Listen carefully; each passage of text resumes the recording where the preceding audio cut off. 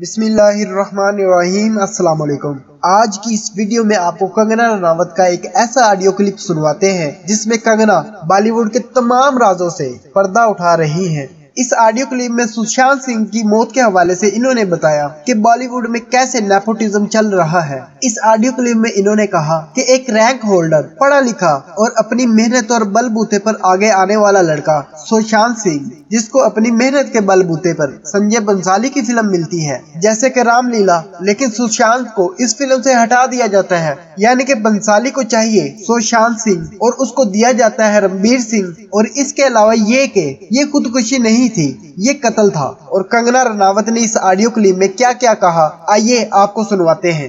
मजीद discuss करने से पहले इस वीडियो को लाइक करें, हमारे चैनल पब्लिक टीवी को सब्सक्राइब करें और बेल आइकन को प्रेस करना ना भूलें ताकि बर वक्त अपडेट आपको देते रहें।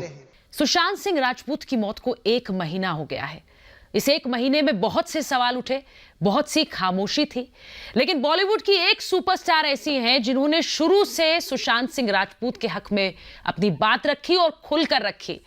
कंगना रनौत, मैं हमेशा कहती हूं कि बहुत निडरता से, बेबाकी से अपनी बात रखती हैं। सुशांत सिंह राजपूत की मौत के बाद आप पहली थी जो खुलकर सामने आई और आपने कहा कि ये आत्महत्या नहीं है, ये प्लान्ड मर्डर है। इसे मैं क्यों ना प्लान्ड मर्डर कहूं, क्यों कह रही हैं आप ऐसा? देखिए, एक आप अगर हाँ कई लोग इसे आत्महत्या कहेंगे, मगर अगर किसी का आप मर्डर करते हैं फिजिकली, तो उसका जो क्रिमिनल ऑफेंस है अबैटमेंट ऑफ मर्डर। किसी को इस तरह की सिचुएशन क्रिएट करना कि वो सुसाइड कर ले या खुद को मार दे, इस तरह की उनको सहायता करना, अगर उनका ऐसा ख्याल भी हो तो उसको कहते हैं। और सेक्शन 57 के अकॉर्डिंग ये भी मर्डर के इक्वल ही एक ऑफेंस है। अगर आप इस तरह की सिचुएशन क्रिएट करते हैं या तो जिस बंदे का ये मन कर रहा उसको उकसाते हैं और उसको कहते हैं कि तेरा भाई यही अच्छा रास्ता था, यही अच्छा रास्ता है और इसके सिवाय तेरे पास और कोई रास्ता है भी नहीं। So this also sums up in जो कोर्ट ऑफ लॉ है, आप उसमें की बात करें या आप इंसानियत की बात करें या आप मोरालिटी की बात करें, तो ये is equal to murder. That's why I call it a murder. मैंने इसे डे वन से ही हत्या की कहा है, क्योंकि ऐसे ही बिना किसी बात के या बिना किसी सिचुएशन के एक हट्टा कट्टा लड़का और बहुत ही ब्रिलियंट और एवरेज से तो बहुत आगे, अगर आप देखें, अगर उनकी उपलब्धियां आउटसाइड ऑफ फिल्म इंडस्ट्री अगर आप देखें, उन्होंने स्टैनफोर्ड की आज उसके पास स्कॉलरशिप होती तो वो शायद नासा का कोई बड़ा साइंटिस्ट होता, या अगर उसने अपनी आईआईटी की पढ़ाई पूरी की होती तो पता नहीं कौन सी कंपनी में कौन से बड़े ओहदे पे होता। वो फिजिक्स ओलंपियाड का विनर रह चुका है। आप उसका मतलब समझते हैं? मतलब he was a genius student. तो अगर एक बंदा जिसको कोई लाइफ में प्रॉब्लम नहीं है, उसकी जिंदगी में अगर आप हम सी मेरे क्या सुशांत जी को लेके मेरा क्या पॉइंट ऑफ व्यू है या मेरे क्या ओपिनियन है या मैं क्या सोचती हूँ उनकी इस हत्या के बारे में, वो मुझे नहीं लगता मुझे इस टाइम पे उन सब की बातें मैं क्या सोचती हूँ उससे कुछ फर्क नहीं पड़ता। मैं आपसे सिर्फ उसी बारे में बात करूंगी जो कि पब्लिकली हमारे सामने है, हमें दिख रहा है, हमारे सामने है। सो हमें क्या दिख रहा है अभी इस टाइम पे? हमें ये दिख रहा है कि सुशांत सिंह राजपूत ने अपनी लास्ट फिल्म, जब भी उनके ये उनकी हत्या के पहले के उनके जो सोशल, वही देख सकते हैं हम, बाकी तो हम किसी के अंदर जाके, या मैं तो कोई कॉप या कोई सीबीआई तो हूं नहीं। जब आप कहती हैं, जब आप कहेंगी कि ये प्लान्ड मर्डर है, तो आपसे लोग पूछेंगे मर्डर का नाम बताइए। मैं इस चीज को लेके मैंने कुछ अपने पॉइंट ऑफ व्यू रखे थे पहले, जो कि मुझे दिख रहे थे, साफ साफ दिख रहे थे, क्योंकि जब 2016 में मैंने पहली बार ये मुद्दा उठाया था नेपोटिज्म का, उसमें मुझे एक इंसान ने सपोर्ट किया था, बाकी सब आउटसाइडर्स को भी मेरे अगेंस्ट किया था, बिकॉज उनको भी काम की जरूरत होती है, मजबूरियां होती हैं। हमारे पास तो अनिल कपूर की बेटी तो हम है नहीं, या किसी के घर में महेश भट्ट की बेटी तो है नहीं, हमको बिजली के बिल भी देने होते हैं, राशन भी खरीदना होता है, तो ऑब्वियसली सब आउटसाइडर्स की मजबूरियां होती हैं। तो इसी तरह कुछ स्वरा भास्कर या तपसी पन्नू टाइप लोगों को अगेंस्ट कर देना कि यार इसको ही प्रॉब्लम है और सुशांत सिंह राजपूत को प्रॉब्लम है, बाकी तो हम आउटसाइडर्स को कोई प्रॉब्लम नहीं है, हमें तो बहुत प्यार किया जाता है, हमें तो बहुत सराहा जाता है। इन लोगों को अगर दोनों को प्रॉब्लम है तो प्रॉब्लम इनमें भी तो हो सकती है ना। तो उस टाइम पे भी ये जो मुद्दा उठा था और जो लोग इसकी बात को उसको दबा दिया गया था, क्योंकि हमें आउटसाइडर्स को ही हमारे अगेंस्ट कर दिया था। और ये टैक्टिक से बहुत बार करते हैं। मगर अगर आप स्वरा भास्कर, तापसी पन्नू, ये लोग बी ग्रेड फिल्में क्यों करते हैं? अगर इन लोगों को लगता है कि ये लोग आलिया भट्ट और इनसे तो अनन्या पांडे से तो ज्यादा टैलेंटेड है, ज्यादा खूबसूरत है, तो फिर ये बी ग्रेड फिल्में क्यों करते हैं? अरे तुम्हारी पूरी existence he result of nepotism है, तुम कहते हो नेपोटिज्म है नहीं। तो एक बंदे ने जिसने मुझे सपोर्ट किया था, सुशांत सिंह राजपूत ने ये कहा था 2016 में, जो कि आप वीडियो देख सकते हैं, कि नेपोटिज्म सिर्फ अपनों को बढ़ावा देना नहीं है। नेपोटिज्म को आप कोई पॉजिटिव चीज मत सोचो कि मुझे बड़ा इमोशन है किसी के लिए या मुझे किसी से प्यार है तो मैं उसे बढ़ावा दूंगा। नेपोटिज्म जो है वो राइट टैलेंट को ऊपर नहीं आने देता है, वो उनको मारता है, उनको पीछे रखता है और राइट टैलेंट को रोका जाता है। ये उनका बयान है, ये मैंने। कंगना, किसने रोका है? किसने रोका है सुशांत सिंह को? किसने रोका आपको? अपनी बात तो मैं कई बार करती हूँ। मैं यहाँ पे सुशांत जी की बात करती हूँ कि जब उनका करियर, उन्होंने अपनी काबिलियत पे अपना ब्रेक लिया था, मगर जब उनका करियर शुरू हुआ तो यशराज स्टूडियो, जो यश चोपड़ा के बेटे हैं आदित्य चोपड़ा, वो एक टैलेंट एजेंसी भी चलाते हैं। अब तो ज्यादा करके नेपोटिज्म का जो गंदा जहर है वो इंडस्ट्री में इसलिए आया है क्योंकि ये जो बड़े बड़े प्रोडक्शन हाउसेज है, चाहे वो आदित्य चोपड़ा हो गया या करण जौहर, ये टैलेंट अब फिल्में डायरेक्ट नहीं करते हैं, ये टैलेंट एजेंसी चलाते हैं। उनका कमीशन लेते हैं 50%, कोई छोटा मोटा कमीशन नहीं लेते। मतलब वो एक्टर अब बनाते हैं ताकि एक्टरों के डेटे ना लेने पड़े, जो उनके ही पूरा उनकी गुलामी करे और उन्हीं के हिसाब से चले। वो उनकी मतलब उस तरह से वो एक पूरा सिस्टम एस्टेब्लिश करते हैं कि जो उनके जानने वाले प्रोडक्शन हाउस है, जैसे ये जो बड़े बड़े, वो भी उनको हायर करेंगे, उधर जाके पहुंच लगाते हैं, और जिनकी जो इस चीज को अपनी काबिलियत पे हासिल करता है उनको उसे निकलवा दिया जाता है। तो सुशांत जी का कॉन्ट्रैक्ट था आदित्य चोपड़ा के साथ में, उनकी जब फिल्म आई थी काय पोचे, उसके बाद उन्होंने किया था, तो उसके अकॉर्डिंग सुशांत राजपूत हर चीज वो उन्हीं की परमिशन से कर सकते थे। और उसी दरमियान रणवीर सिंह का भी उन्होंने जो है वो कॉन्ट्रैक्ट किया यशराज फिल्म्स ने।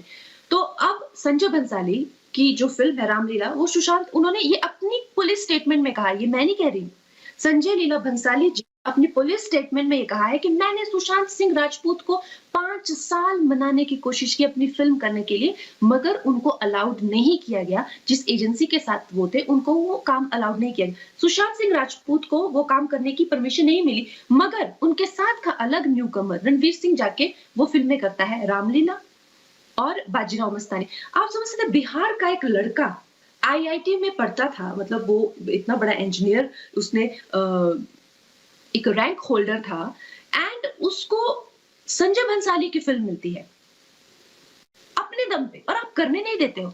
आप उसको सपने दिखाते हैं बड़ी फिल्मों के। क्यों अलाउ नहीं करेंगे? क्यों नहीं किया अलाउ? क्यों नहीं करने दिया काम? मैं बता रही हूँ ना आपको, इसीलिए नहीं करने दिया बिकॉज फिल्मों के लिए उन्होंने अपने दूसरे एक्टर्स को भेजा, रणवीर सिंह को, इसीलिए नहीं करने दिया। अब क्योंकि चापलूसी शायद होती होगी, हम क्या जाने दो लोगों के बीच में क्या रिलेशनशिप है, मगर ये तो देखने को मिल रहा है कि बात समझ नहीं आ रही है। भंसाली को चाहिए सुशांत सिंह राजपूत और तुम दे रहे हो रणवीर सिंह, तो कुछ ना कुछ तो कहीं ना कहीं तो पर्सनालिटी। अब वो राजपूतों का लड़का था, अब मैं राजपूतों की लड़की हूँ, हम लोगों को अभी भी वो सब दकियानूसी राइफल साफ कराते हैं, वो सब तलवारें तुलबूरें अभी भी साफ होती हैं ना, हम लोगों को कोई रिजर्वेशन मिलती है ना कुछ। उसी तरह के हम लोगों की जो अभी भी परवरिश होती है, चापलूसी तो हमको सिखाते ही नहीं, हमको सिखाते दिबंगई। और वही वो भी एकदम सेल्फ रिस्पेक्टेड इंसान और एक तरह से आत्मसम्मानी और स्वाभिमानी इंसान, और क्यों ना हो। फिर उसके बाद जब वो फिल्में रणवीर सिंह ने की और वो बड़ा स्टार बन गया, तो इसको जो वादा किया था वो तो निभाए नहीं। ये शेखर कपूर जी कह रहे हैं, मैं नहीं कह रही, कि वो एक फिल्म सुशांत सिंह के साथ करने वाले थे, जिसके वादा करके उससे और फिल्में छुड़वाई थी, वो उसके साथ नहीं की। ये मैं नहीं कह रही, प्लीज नोट दैट। तो उनको वो फिल्म ना करवा के किसी और को करवाई। उन्होंने कहा चलो ठीक है, इससे तो कोई इंसान टूटता नहीं है अगर एक बंदा तुम्हारे अगेंस्ट हो जाता है। मुझे भी एक सुल्तान फिल्म ऑफर हुई थी, उन्होंने सलमान खान के साथ ऑफर की थी, जिस टाइम पे मैंने बहुत बड़ी ब्लॉकबस्टर हिट दी थी। मैंने मना कर दिया, मैंने कहा मुझे नहीं करनी, मैंने कहा मुझे ये फिल्म नहीं करनी, मुझे खान के साथ काम नहीं करना है, ये मैंने उनको बोला। आपने किसे मना किया करना? अच्छा, आपने किसे मना किया? आदित्य चोपड़ा। हाँ, फिर क्या हुआ? Film called Sultan. अच्छा, और उसके बाद क्या हुआ? Leading role. उसके बाद कुछ मीडिया में रिपोर्टें आई कि मैंने मना किया उस फिल्म के लिए, तो उन्होंने आपत्ति जताई कि तुमने एक हमारी फिल्म मना की है और तुम जो है मीडिया में कोट दे रही हो कि तुमने हमारी फिल्म मना की है, तो इस बात के कॉन्सिक्वेंसेस होंगे और तुम्हें भरना पड़ेगा। ऐसा मत कर, मैंने फेयरनेस स्क्रीम नहीं की, ये मेरी अचीवमेंट है। मैंने खानों की फिल्म नहीं की, मेरी अचीवमेंट है। मैंने आदित्य चोपड़ा की फिल्म नहीं, क्यों? तुमने मुझे आज फिल्म दी 10 साल के स्ट्रगल के बाद, क्यों? क्योंकि मैं एक सुपरस्टार हूँ। तुमने 10 साल तक मुझे फिल्म नहीं दी, क्या दी तुमने मुझे फिल्म? उसके बाद उन्होंने, ठीक है, वो सब गलियां दरवाजे छोड़ के आगे चल के उन्होंने खुद के संघर्ष पे धोनी जैसी फिल्म इतनी बड़ी हिट दी उन्होंने। चोपड़ा का बेस्ट फ्रेंड है, वो पिक्चर में आता है और वो वहां पे उसको फिल्म के लिए साइन करता है, ड्राइव के लिए। और उस टाइम पे सुशांत, हमारे कुछ कॉमन फ्रेंड्स हैं, उनको मिला था, तो उन्होंने बोला कि ये आउटसाइडर को हमेशा गलत ही करेगा। ही वॉज वेरी एक्साइटेड, को बॉडी बनाया उसने कि मेरे को करण जौहर का फिल्म मिला, बहुत खुश था वो फिल्म करण जौहर ने 3-4 सालों में कंप्लीट करी और उसके बाद पूरे बिजनेस में डिक्लेयर कर दिया कि ये फिल्म मैं बेच नहीं पा रहा हूं क्योंकि ये फ्लॉप स्टार जो है सुशांत सिंह राजपूत बिक नहीं रहा है। अगर किसी भी एक्टर का करियर आपको बिल्कुल डिस्ट्रॉय करना हो तो आप उसको जो है वो ऑनलाइन डंप कर दो उसकी film. I am talking about pre corona. Producers को, जिसको जाना उसको, मैं उनके साथ में डिस्कशन करूंगी। मेरे को ये साइंस जाननी है, ये मैथमेटिक्स जानना है कि करण जौहर आफ्टर 100 करोड़ ब्लॉकबस्टर धोनी, सुशांत सिंह की फिल्म को थिएटर नहीं मिल रहा है। मेरे को ये पूरा मैथमेटिक्स जानना है। आप मेरी उसको बुला के मेरी उससे बात करवाओ यहाँ इस चैनल पे। ऐसा कैसे होता है जब मैं, क्या आप 1000 थिएटर नहीं ले सकते? 1000 थिएटर नहीं आपको मिलेगा, आप करण जौहर है। इस बात का एक ही मतलब था पूरी इंडस्ट्री में, ये बात कि करण जौहर को थिएटर नहीं मिले तो और प्रोड्यूसर्स को तो क्या थिएटर मिलेंगे। ये सुशांत इतना बड़ा फ्लॉप है, उसका करियर वहां बिल्कुल डंप कर दिया, बिल्कुल डंप। फिर भी वो लड़का उठा, फिर भी उस लड़के ने संघर्ष किया, खुद के दम पे उसने छिछोरे फिल्म, मैं आपको जो भी कह रही हूँ मैटर ऑफ फैक्ट कह रही हूँ, और आप कोई भी आके मुझे चैलेंज करे इस पे, क्या आप जानती हैं कि छिछोरे का जो बिजनेस है वो गली बॉय से ज्यादा था? ये आपने कई बार बोला है, ये आपने कई बार बोला। Yes yes. क्या आप कि उसका return and investment Gully Boy का ब्रेक इवन है, it is not even a super hit.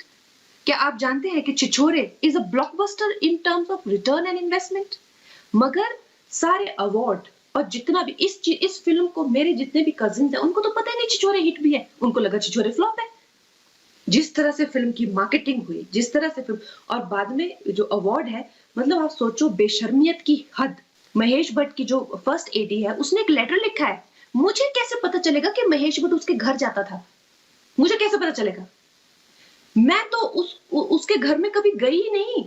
Mahesh Bhatt Sushant Singh Rajput के घर जाता था जब वो डिप्रेस्ड फील करता था। ये सुन के मैं इतना हैरान रही कि मैं 7 दिन हैरान थी। वो वहां क्या करता था उन दोनों के बीच में? ना उसने कभी उसके साथ काम किया है, ना उसका वो चाचा है, ना मामा है, ना ताया है, ना दोस्त है। रिया, उसकी एडी ने लिखा है कि महेश जी, जब भी रिया को लगता था कि सुशांत को कुछ गलत फील हो रहा है तो वो झटपट से महेश जी को बुला लेती थी। तो ये रिया जो है उसके पापा को क्यों नहीं बुलाती थी? सुशांत के पापा को क्यों नहीं बुलाती थी? आलिया भट्ट के पापा को क्यों बुलाती थी? इस बियॉन्ड मुंबई पुलिस को पूछना चाहिए, मैं थोड़ा पूछूंगी, ये मुंबई पुलिस को पूछना चाहिए कि महेश भट्ट तू वहां क्या करता था। और उसकी एडी ने लिखा है, महेश भट्ट की एसोसिएट ने लिखा है लेटर में, जो लेटर आपको पब्लिक डोमेन में मिल जाएगा।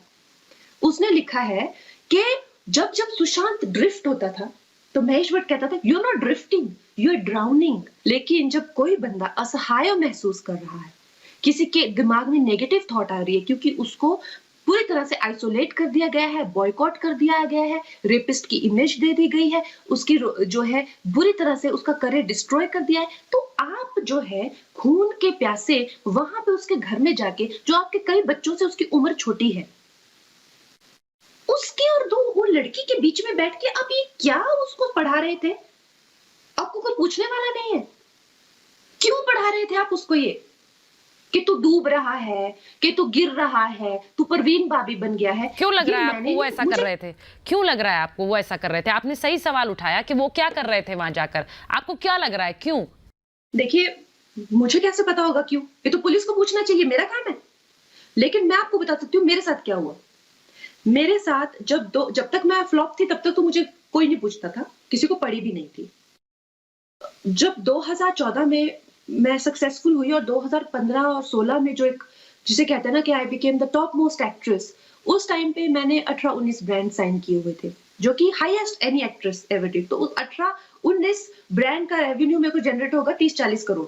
उसके अकॉर्डिंग मैंने इन्वेस्टमेंट की, क्योंकि वो तो मेरे पास कॉन्ट्रैक्ट्स हैं। मेरा एक पुराना एक्स ऋतिक रोशन 2013 में मेरा उसका ब्रेकअप हुआ है, वो 2016 में मेरे को नोटिस भेजता है। आपको क्या लगता है ये कोई मतलब ये रैंडम काम नहीं है। ये हर एक मल्टीनेशनल और इंटरनेशनल कंपनी का क्लॉज होता है कि किसी भी आर्टिस्ट जो आपको रिप्रेजेंट करता है उस पर कोई केस रनिंग नहीं होना चाहिए, नहीं तो वो आपको ड्रॉप कर देते हैं। 3 महीनों में मेरे को सब ब्रांड ने ड्रॉप कर दिए एक्सेप्ट 1-2, सब ब्रांड ने ड्रॉप कर दिए मेरे को। तो आप मेरे को बताओ, अब जो मैंने लोन लिए हैं, जो मेरे वो है, तो सब सबटाज्ड। फिर वो एक पूरा जो उनके चमचे जर्नलिस्ट हैं, वो पूरा एक सिस्टम एस्टेब्लिश करते हैं, और ये आपको पब्लिक डोमेन में मिलेगा, मैं नहीं आपको कह रही। वो कहते हैं कि मैं सरिता तंवर जो डीएनए की एडिटर थी, टाइम्स ऑफ इंडिया की भी एडिटर रह चुकी है, वो एक ब्लॉग लिखती है, इंग्लिश स्पीकिंग मीडिया, वो एक ब्लॉग लिखती है कि कंगना जो है अपना पीरियड का ब्लड खाने में मिलाती है। ये सारी मीडिया जो है, पढ़ी लिखी बुद्धिजीवी मीडिया, ये कहती है कि मैं एक डायन हूं और मैं काला जादू करती हूँ। तो एक तो आपने फाइनेंशियली मेरी रीढ़ की हड्डी तोड़ दी, नंबर 2 आपने मेरे को चुड़ैल, डायन, नंगे फोटो बेचती है, सेक्स मेनियक है, ये सब बोल के जो मेरा कुछ एज अ गर्ल मेरे कुछ सपने होंगे शादी करने के, बच्चे, वो आपने सब डिमोलिश कर दिए। फिर उसके बाद करण जौहर जाता है London school of economics, London में जाता है वो, मैं एक अकेली लड़की, और वहां वो डिक्लेयर करता है कि कंगना को इसी वक्त इंडस्ट्री छोड़ के चले जाना चाहिए। उसको बोलो निकले, इतनी ही दुखी है अगर वो फिल्म इंडस्ट्री से, तो उसको बोलो निकले, उसको किसी को घंटा फर्क नहीं पड़ता है और किसी को वो यहाँ चाहिए भी नहीं। These are his words, not my words. ये वो बोलता है। और आपको पता है लंदन में तालियां बजती है, सीटियां बजती है, लोग वोटिंग करते हैं, लोग सेलिब्रेट करते हैं कि वाह वाह वाह क्या लाइन बोली। तो आपको क्या लगता होगा, मेरे मन में नहीं आया होगा कि मैं सुसाइड कर लेती हूँ, कुछ तो बचा नहीं, करियर मेरा तबाह हो गया, पर्सनली तो मैं विच होर सेक्स मेनियक बन गई, और सारी दुनिया इनके साथ है। ऐसा नहीं है कि ये अकेले है, दुनिया भी यही चाहती है। कि मेरे मन में ये आशंका नहीं आई होगी यार, तो शायद, और ऊपर से आलिया भट्ट कहती है कि सुशांत राजपूत जो है उसको मर जाना चाहिए, सोनम कपूर कहती है वो कौन है, और दुनिया जो है चिटकारे ले रही है, उनके शोज के टीआरपी बढ़ रहे हैं। तो क्या उसको लगता नहीं होगा यार, क्या मतलब मुझे मर ही जाना चाहिए क्या? लगता होगा, मुझे लगा। तो मैं आपको बता सकती हूँ मेरे साथ क्या हुआ, सुशांत को क्या लगा वो मैं आपको नहीं बता सकती। अगर आज की वीडियो आपको पसंद आई है तो इसको लाइक करें, पब्लिक टीवी को सब्सक्राइब करें, बेल आइकन प्रेस करना ना भूलें, और नीचे कमेंट सेक्शन में अपनी कीमती राय का इजहार जरूर करें।